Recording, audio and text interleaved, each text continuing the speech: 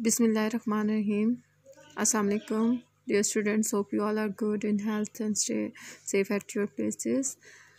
Last time मैंने आप लोगों को कंपाउंड इंटरेस्ट पढ़ाया था। कंपाउंड इंटरेस्ट से रेलेवेंट क्वेश्चंस करवाए थे और फिर बताया था कि आज हमने डेप्रिसिएशन पढ़ना है।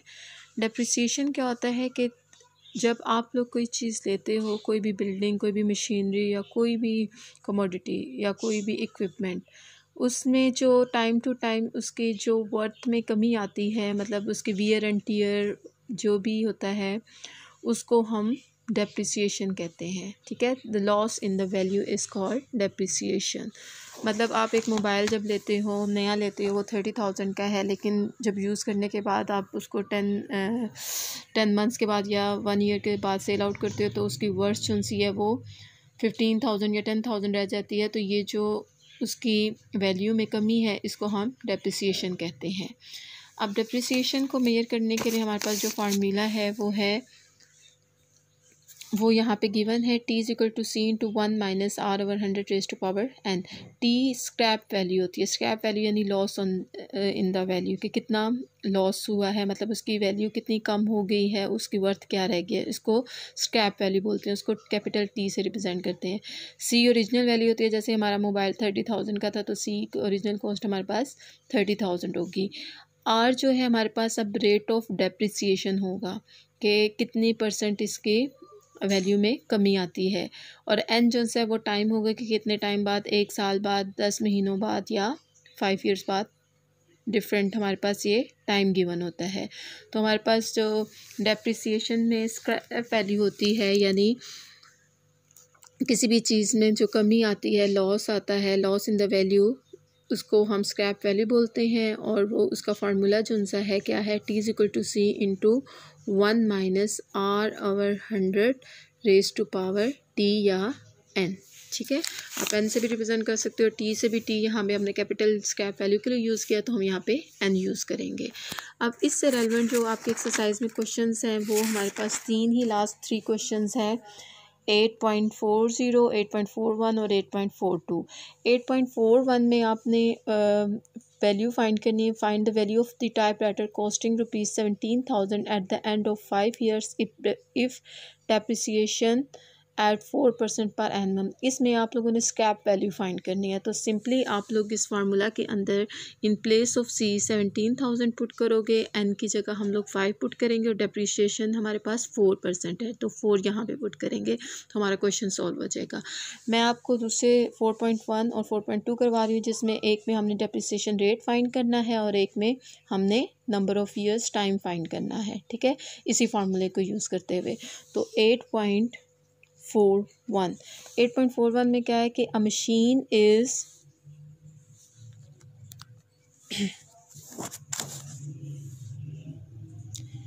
A machine in a shoe factory is purchased for ₹8,500 after 8 years useful life.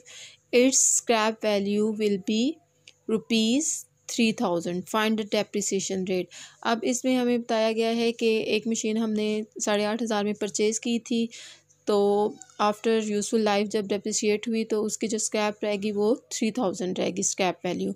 हमने 8 साल बाद इसकी डेप्रिसिएशन रेट फाइंड करना है, कि कितने % रेट ऑफ डेप्रिसिएशन से ये डेप्रिसिएट हुई है, इसकी वैल्यू कम हुई है।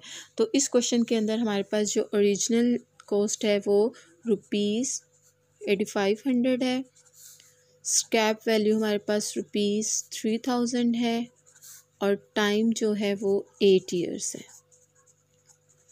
हमने रेट ऑफ डेप्रिसिएशन फाइंड करना है।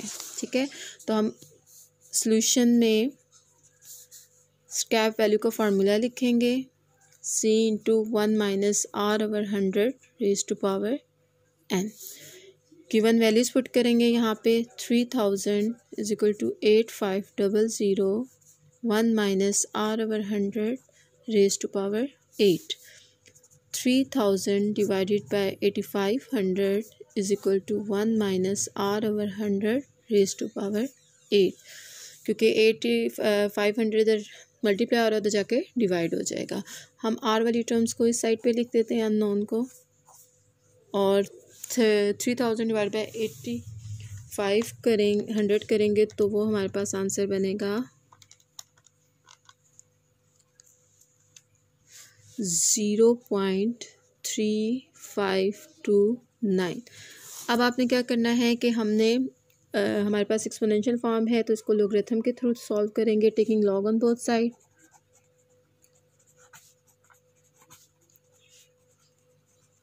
साइड्स।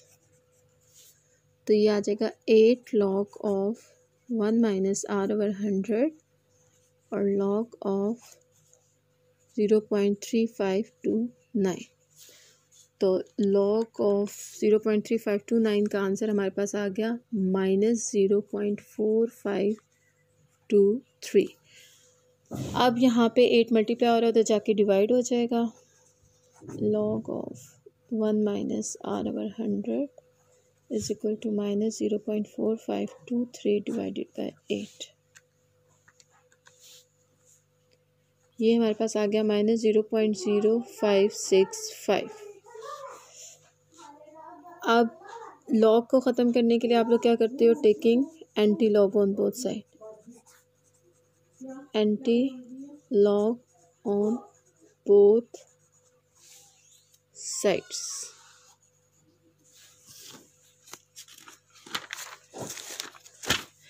इस साइड से लॉग रिमूव हो जाएगा, यहाँ पे रह जाएगा 1 माइनस आर ओवर 100 और इधर आ जाएगा एंटी लॉग ऑफ -0.0565।